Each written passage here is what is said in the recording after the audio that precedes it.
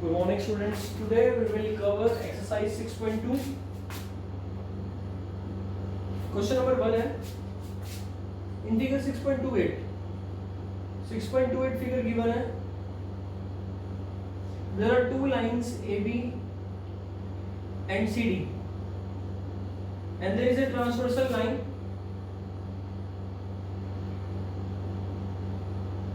ये एंगल आपको 50 डिग्री दिया हुआ है, ये एंगल x है, दिस एंगल इज y और ये एंगल 130 डिग्री गिवन है. अब आपको शो करना है, एक तो x और y की वैल्यू फाइंड करनी है, find x, y first.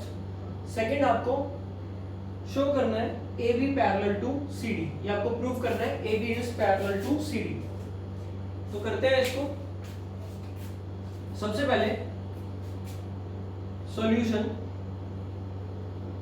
50 degree plus x must be equal to 180 degree. This is linear pair angles. तो linear pair axiom,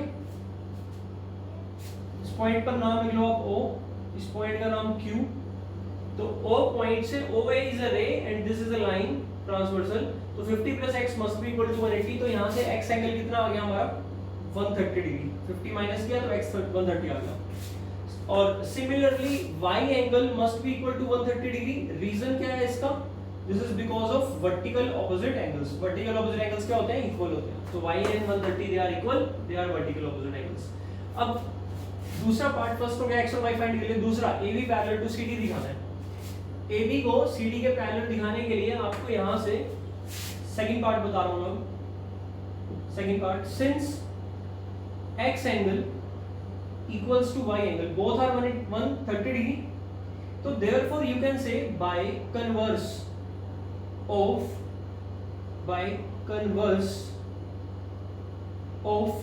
alternate interior angles, by converse of alternate interior angles you can say AB line is parallel to CD. ये आपको theorem करवाएगी.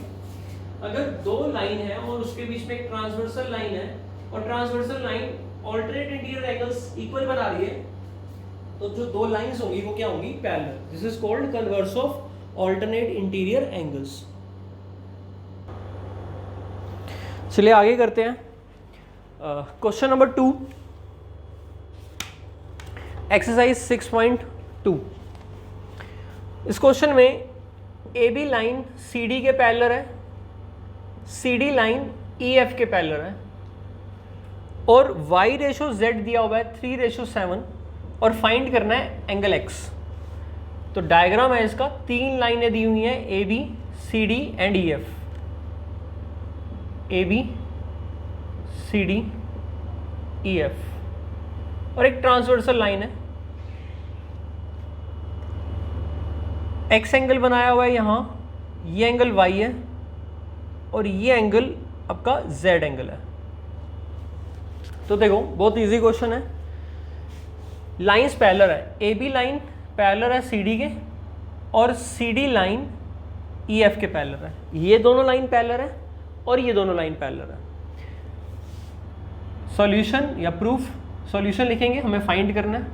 तो solution, since first of all तो AB parallel to CD है and CD parallel to EF है.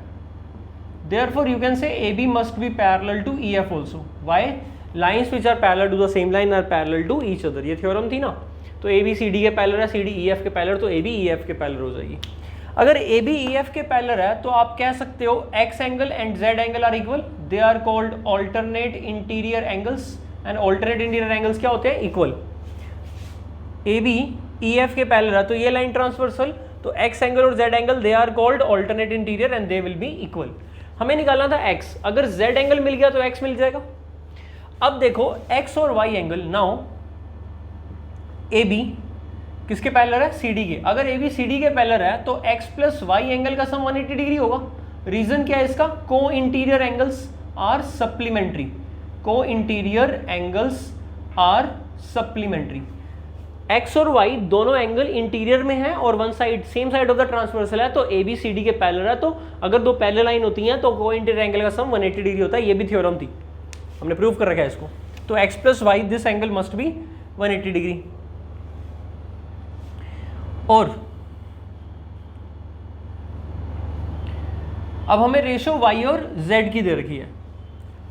अब y और z में क्या रिलेशन बनता है, देखो ये वाला एंगल क्या होगा, इस एंगल को 1 रख लेते हैं नाम। Now angle 1 is equal to angle y because ये एंगल कौन से एंगल हो जाएंगे, कॉरस्पॉन्डिंग एंगल्स। रीजन, CD किसके पैरेलल है, EF के। अगर CD EF के पैरेलल है तो y एंगल और 1 angle they are corresponding angle, they are equal. तो 1 एंगल किसके इक्वल हो जाएगा, y के। तो दैट मीन्स मैं कह सकता हूं 1 angle plus z must be equal to 180 degree, linear pair axiom. और 1 एंगल किसके इक्वल है, y के। तो that is y plus z equal to 180 degree. अब y plus z is 180 degree, तो y एंगल को हम लेट कर लेते हैं 3k और z को लेट कर लेते हैं 7k, बिकॉज रेशो क्या दी हुई थी 3:7। तो देयरफॉर y की वैल्यू 3k, z की value 7k equal to 180 degree. इस इक्वेशन में यूज किया, using equation number 1 value put कर दी, तो टोटल 10k कितना आया 180 डिग्री। तो k की वैल्यू कितनी आ गई 18 डिग्री। अब k की वैल्यू 18 आने से y कितना आ गया 3 इंटू 18 54 डिग्री और z 7 इंटू 18 126 डिग्री। y और z निकल गए, z आ गया तो आपका x एंगल भी आ गया। तो x एंगल कितना आ गया 126 degree, that is the answer. कैसे निकाला, z निकालने के लिए हमने ये किया। अच्छा, इसमें इसका कोई यूज नहीं किया हमने x प्लस वाई वाले का। कर सकते थे, जैसे y एंगल हमने यहाँ निकाल लिया, यहाँ पुट करोगे तो x एंगल 126 यहाँ से भी मिल जाएगा। तो ये भी ठीक है अगर आप करना चाहो तो, बाकी ये नहीं भी लिखते तो भी चलेगा। तो बेसिकली दोबारा बता देता हूँ, ए बी सी डी के parallel, C D E F के पैरेलल, तो ए बी ई एफ के parallel, A B E F के पैरेलल हुई तो एक्स जेड के इक्वल आ गया। अब हमने क्या करा, इस एंगल को 1 मार्क किया, 1 एंगल वाई एंगल के इक्वल होगा, सी डी ई एफ के पैरेलल है, और 1 प्लस जेड यानी कि वाई प्लस जेड बन गया, 180 होगा। वाई और जेड की रेशो दे रखी थी, दोनों को लेट किया, के की वैल्यू निकाली, वाई जेड निकले, वाई भी निकल गया, जेड भी निकल गया, जेड यहाँ पर पुट करा तो एक्स भी निकल गया। तो देखा जाए तो अपने एक्स वाई जेड तीनों ही वैल्यूज निकालनी है। क्वेश्चन ने एक वैल्यू पूछी थी, लेकिन आपने इस पूरे को आप फिल कर सकते हो, सभी एंगल्स आपको पता है। अब दैट वाज क्वेश्चन नंबर 2। अब क्वेश्चन नंबर 3 देखते हैं। तो क्वेश्चन नंबर 3 क्या है,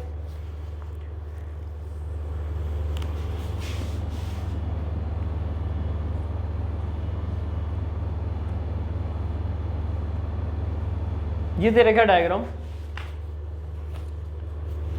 अब इसमें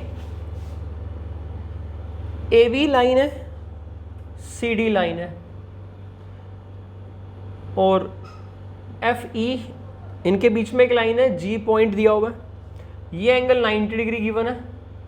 क्वेश्चन में गिवन है A B parallel to C D, यही ड्रॉ कर देते हैं, A B parallel to C D, given information. तो given A B parallel to C D, okay. Second thing is E F perpendicular to C D, ठीक है, E F C D के perpendicular है, ये angle 90 degree, इस side से भी 90 बनेगा ऑब्वियसली। और G E D angle is 126 degree, ये गिवन है, G E D angle is 126 degree. G E D, G E और डी यानी ये पूरा एंगल 126 डिग्री है। और उसने फाइंड करने के लिए कहा है ए जी ई एंगल फाइंड करना है, find angle A ji E. और क्या फाइंड करना है, एंगल जी ई एफ। और क्या फाइंड करना है, एफ जी ई, एफ जी ई। ए जी ई एंगल, एंगल 1 फाइंड करना है, जी ई एफ इसका एंगल 2 नाम रख लिया, इतने वाले एंगल का, ये एंगल 2 फाइंड करना है, और F G E angle 3 find करना है। तो एंगल 1 2 3 ये 3 एंगल हमें फाइंड करने हैं। बहुत इजी क्वेश्चन है, ध्यान से देखो। इन तीनों एंगल को फाइंड करने के लिए सबसे पहले तो जी ई डी एंगल आपको गिवन है, सॉल्यूशन जी ई डी एंगल कितना गिवन है 126 डिग्री। तो ध्यान से देखो जी ई डी एंगल कितना है, एंगल 2 प्लस 90 डिग्री। ये पूरा एंगल हमारा जी ई डी एंगल है ना, तो इसका मतलब ये एंगल 2 होगा और प्लस एंगल 90 डिग्री होगा, कितना 126। तो एंगल 2 की वैल्यू कितनी आ गई, 126 में से क्या माइनस कर देंगे, 90 माइनस कर देंगे, तो एंगल 2 कितना आ गया 36। तो एक आंसर आ गया हमारा, एंगल 2 इज 36 डिग्री, एक आंसर आ गया। अच्छा, अगर ये 36 डिग्री है, ऑब्वियसली ये भी 90 डिग्री होगा, ये एंगल 90 डिग्री होगा, एंगल सम प्रॉपर्टी से 3 एंगल आ जाएगा, एक तरीका। दूसरा, अच्छा अब आप क्या कर सकते हो, एंगल 1 तो आपको क्लियरली मिल ही गया, angle 1 must be equal to 126 degree. Reason, they are corresponding angles, sorry they are alternate interior angles. कौन से एंगल होंगे? Alternate interior angles. कैसे? दो लाइन अगर पैरेलल हो तो ये एंगल और ये एंगल ऑल्टरनेट इंटीरियर होते हैं। तो यहां पर यही बात है, ये एंगल 1 और ये वाला एंगल, क्योंकि दोनों लाइनें पैरेलल हैं, तो ये एंगल और ये एंगल कौन से एंगल होंगे? Alternate interior angles are equal. तो 1 इक्वल टू 126 डायरेक्ट आ गया। अब 1 + 3 इक्वल टू 180 से भी निकाल सकते थे, और एंगल सम प्रॉपर्टी से मैं बता चुका हूँ आपको, तो किसी से भी निकालो सेम आंसर आएगा। 1 + 3 इक्वल टू 180। रीजन क्या है? Linear pair axiom. 1 तो आपने निकाल ही लिया, 126, तो एंगल 3 आप निकाल लोगे। 180 में से 126 माइनस करना है, तो एंगल 3 की वैल्यू कितनी आ जाएगी? 54 डिग्री। तो ये भी निकल गया, ये भी निकल गया और ये भी निकल गया, तीनों हो गए। क्वेश्चन नंबर, ये था थर्ड क्वेश्चन। फोर्थ क्वेश्चन देखते हैं। तो फोर्थ क्वेश्चन में क्या दिया है?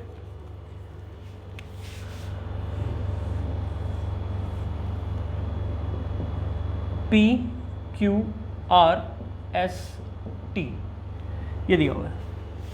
अब क्वेश्चन कह रहा है 110 और 130 डिग्री। क्वेश्चन कह रहा है पी क्यू किसके पैरेलल है? एस टी के। P Q is parallel to S T. आपको फाइंड करना है, ये गिवन है, और फाइंड करना है Q R S angle. Q R S angle, ये एंगल फाइंड करना है, मतलब इस एंगल का नाम 1 रख लिया, ये फाइंड करना है। छोटा सा एक काम करेंगे, कंस्ट्रक्शन एक्सटेंड कर दिया हमने इसको, और इस पॉइंट का नाम M रख लिया। तो एक्सटेंड पी क्यू, यहां लिख लेते हैं 2N, जो इंटरसेक्ट कर रही है आर एस को एट M। आर एस वाली लाइन को M पॉइंट पर इंटरसेक्ट करते हुए पी क्यू को N तक एक्सटेंड कर लिया। अब मुझे ये बताओ, क्या आप ये वाला एंगल फाइंड कर सकते हो? देखो, अगर ये लाइन और ये लाइन पैरेलल है, तो मैं इसको अगर एक्सटेंड भी कर दूंगा तो अभी भी ये पूरी लाइन इस लाइन के पैरेलल ही रहेगी, एक्सटेंड करने से कोई फर्क नहीं पड़ता, लाइन पैरेलल ही होगी। यानी पी क्यू, यानी अगर P Q parallel to S T given थी, तो मैं ये कह सकता हूं कि पी एन भी तो पैरेलल होगी ना एस टी के, समझे? पी क्यू एस टी के पैरेलल, तो पी क्यू को एक्सटेंड कर दूंगा तो भी तो एस टी के पैरेलल ही रहेगी, क्योंकि उसी लाइन को आपने एक्सटेंड करा। तो इसका मतलब ये लाइन और ये लाइन क्या है? पैरेलल। तो दो लाइन अगर पैरेलल है तो ये एंगल और ये एंगल इक्वल होंगे, और सिमिलरली ये एंगल भी इक्वल होंगे। क्या बोलते हैं इन एंगल्स को? Corresponding angles. तो ध्यान से देखो अगर आप, तो ये एंगल आपको 130 मिलेगा। रीजन क्या है इसका? Corresponding angles. These two angles are equal because they are corresponding angles. अगर ये 130 आ गया कॉरस्पॉन्डिंग, लिख लेना इस क्वेश्चन को आप खुद ही, मैं बता दिया ये एंगल 130 कॉरस्पॉन्डिंग, प्रॉपर्ली लिख लेना। कॉरस्पॉन्डिंग एंगल से आया तो ये एंगल निकाल सकते हो लीनियर पेयर एक्सियम से। इन दोनों का सम 180 होगा तो एंगल कितना आ गया? 50। अच्छा, ये 110 दिया है तो ये एंगल आपके पास कितना आएगा? लीनियर पेयर एक्सियम से 70, 180 में से माइनस करोगे क्योंकि दोनों का सम 180 होता है। अब एंगल सम प्रॉपर्टी लगाओगे, sum of angles in a triangle is 180 degree, तो 70 + 50 कितना हुआ? 120। ये तीनों का सम 1 + 70 + 50 कितना होएगा? 180 होगा। ये 120 हुआ, माइनस चला गया 120, तो 180 में से 120 माइनस हुआ तो एंगल 1 की वैल्यू कितनी आ गई? 60 डिग्री। तो ये आपका आंसर है। इंपॉर्टेंट क्वेश्चन था ये, दोबारा से बता देता हूँ। कंस्ट्रक्शन करी, ये 130 था तो ये कॉरस्पॉन्डिंग से 130 आया, और ये यहाँ से लीनियर पेयर से 50 आ गया। ये 110 दिया था तो लीनियर पेयर से 70 आ गया। इन दोनों का सम 120 बन रहा है। टोटल ट्रायंगल के एंगल का सम 180 होता है। तीनों का सम 180, दोनों का 120 माइनस किया, ये निकल गया 60। और भी बहुत सारे तरीके थे इस क्वेश्चन को करने के। अगर मान लो मैं ये 50 नहीं निकालता तब भी हो जाता। कैसे? ये 70 निकाल लिया, अब आपको पता है कि 70 डिग्री प्लस एंगल 1 किसके इक्वल होगा? ये दोनों ऑपोजिट इंटीरियर है एक्सटीरियर एंगल प्रॉपर्टी से, तो एंगल 1 की वैल्यू 60। ऐसे भी निकाल सकते थे। सिमिलरली अगर आप ये 70 नहीं निकाल रहे, ये 50 निकाल लिया आपने, तो 50 और 1 का सम 110 हुआ तो angle 1 60, angle exterior angle property. तो इस टाइप से आप कर सकते हो। ये था क्वेश्चन नंबर 4। क्वेश्चन नंबर 5 देखते हैं। क्वेश्चन नंबर 5 में दिया आपको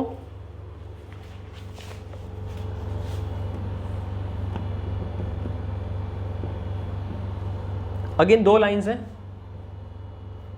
एक ट्रायंगल बनी है इनके बीच में, ये पॉइंट P है, Q R D C A B, ये y दिया है, ये x दिया है, ये 50 डिग्री दिया है, और बस यही है। आपको फाइंड करना है x और y, और ए बी सी डी के पैरेलल है। 127 डिग्री भी कुछ दे रखा है, यस, ये एंगल 127 डिग्री दे रखा है, और क्वेश्चन में गिवन है ए बी किसके पैरेलल है, सी डी के, ये दोनों आपस में पैरेलल है। तो बहुत इजी है, देखो हो गया। अगर ए बी सी डी के पैरेलल है तो आप कह सकते हो ये एंगल और ये एंगल इक्वल होंगे। 127 डिग्री किसके इक्वल होगा, 50 डिग्री प्लस वाई के। दो लाइन पैरेलल होती हैं तो ट्रांसवर्सल से ये दोनों एंगल ऑल्टरनेट इंटीरियर एंगल होते हैं, तो they are equal because of alternate interior angles. तो ये माइनस किया 50, तो कितना बचेगा 77 डिग्री, तो y की वैल्यू आ गई 77। अब एंगल सम प्रॉपर्टी से भी निकाल सकते हो, और वैसे भी निकल गया। x एंगल डायरेक्ट 50 डिग्री आ रहा है, कैसे, ये एंगल और ये एंगल कौन से एंगल है, they are called corresponding angles, and corresponding angles क्या होते हैं, इक्वल। लाइंस पैरेलल हैं, कॉरस्पॉन्डिंग एंगल, x भी निकल गया, y भी निकल गया। तो ये आसान सा क्वेश्चन था। लास्ट क्वेश्चन देखते हैं 6.2 का, सिक्स्थ क्वेश्चन कह रहा है PQ and RS are two mirrors placed parallel to each other. An incident ray AB strikes the mirror PQ at B, then the reflected ray moves along the path BC and strike mirror RS at C, and then reflect back again along CD. Prove that AB parallel to CD. PQ and RS are two parallel mirrors. PQ RS, एक incident ray PQ mirror को कहां पर strike करती है, रे है AB, A से start हुई, इस मिरर पे स्ट्राइक की B पर, रिफ्लेक्ट हुई, और रिफ्लेक्ट होकर कहां पर आ गई, RS पे स्ट्राइक की C पॉइंट पर, और अगेन रिफ्लेक्ट बैक हुई और CD रे निकल गई। आपको दिखाना है कि जो आपके पास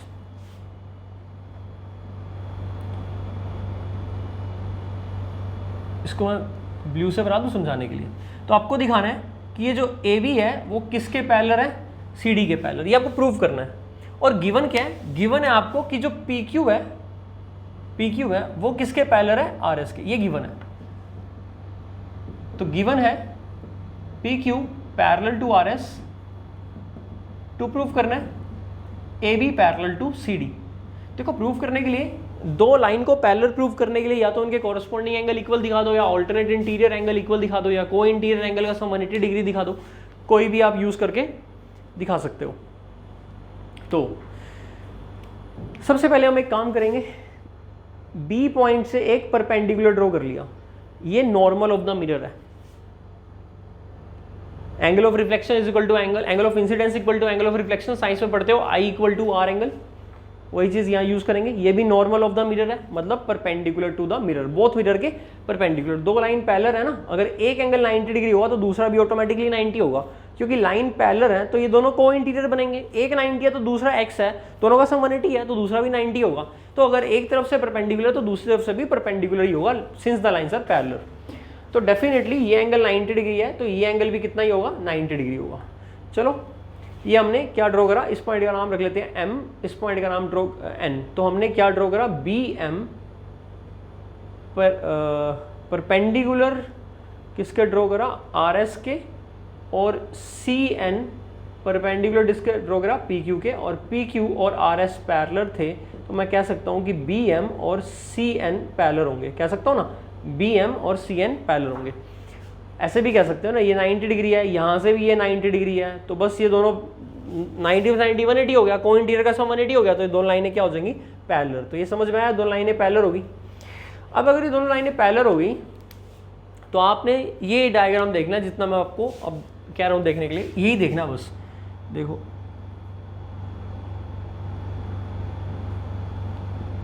ये लाइन और ये जो ब्लू वाली है ना लाइन, बस इतने डायग्राम में देखो, इन दोनों को छोड़ दो। इतने डायग्राम में अगर देखो तो ये एंगल 1 और ये एंगल 2 इक्वल होंगे या नहीं होंगे? एंगल 1 एंगल 2 के इक्वल होगा या नहीं होगा? Because these two lines are parallel, तो ये कौन से एंगल है? ऑल्टरनेट इंटीरियर, तो they must be equal. Reason क्या है इसका? ऑल्टरनेट इंटीरियर एंगल्स, तो angle 1 is equal to angle 2। इस क्वेश्चन मार्क का आंसर मैंने दे दिया आपको। अच्छा अब ये बताओ, इस एंगल का नाम 3 रख लेता हूँ और इस एंगल का नाम 4, क्या एंगल 1 एंगल 3 के इक्वल होगा और एंगल 2 एंगल 4 के इक्वल होगा? हाँ, इसका रीज़न क्या है? Angle I equal to angle R पढ़ रखा है ना आपने, मतलब angle of incidence equal to angle of reflection.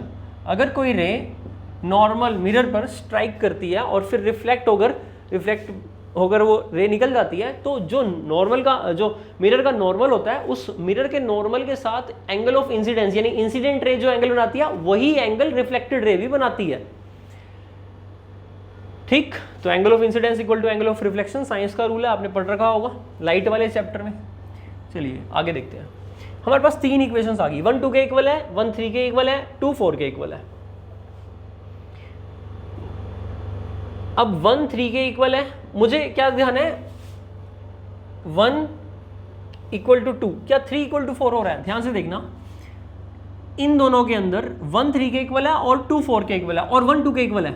ध्यान से देखो, तो मैं कह सकता हूं एंगल 3 एंगल 4 के इक्वल हो जाएगा, ये वाली बात कह सकता हूं। ये हो गया, और दो इसको इक्वेशन नंबर 1, इसको इक्वेशन नंबर 2। ये 3 इक्वल टू 4 कैसे बोला मैंने? 3 1 के इक्वल है, 4 2 के इक्वल है, और 1 और 2 इक्वल है, तो 3 और 4 भी इक्वल ही होंगे ऑब्वियसली।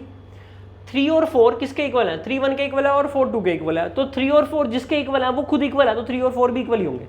या ऐसा कर लो, ऐसे करो, एंगल 1 की जगह पर ये एंगल 1 2 के इक्वल है, एंगल इस एंगल 1 की जगह पर एंगल 2 लिख लो।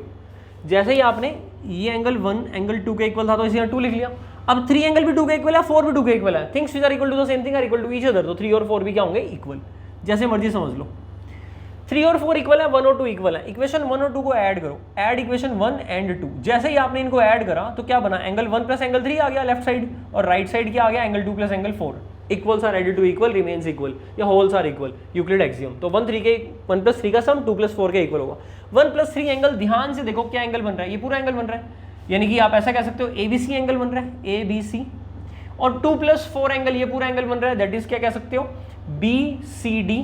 अगर ये एंगल और ये एंगल इक्वल है तो ऑब्वियसली देखो ऐसा डायग्राम था, हमने इस एंगल को और इस एंगल को इक्वल दिखा दिया है, तो इसको मैं थोड़ा सा एक्सटेंड करके आपको समझाने की कोशिश कर रहा हूं। तो आप क्या कह सकते हो इसके बेस पर कि ये दो लाइंस हैं और ये लाइन ट्रांसवर्सल है और ये एंगल इक्वल है, तो आप कह सकते हो ना कि ये लाइनें पैरेलल होंगी।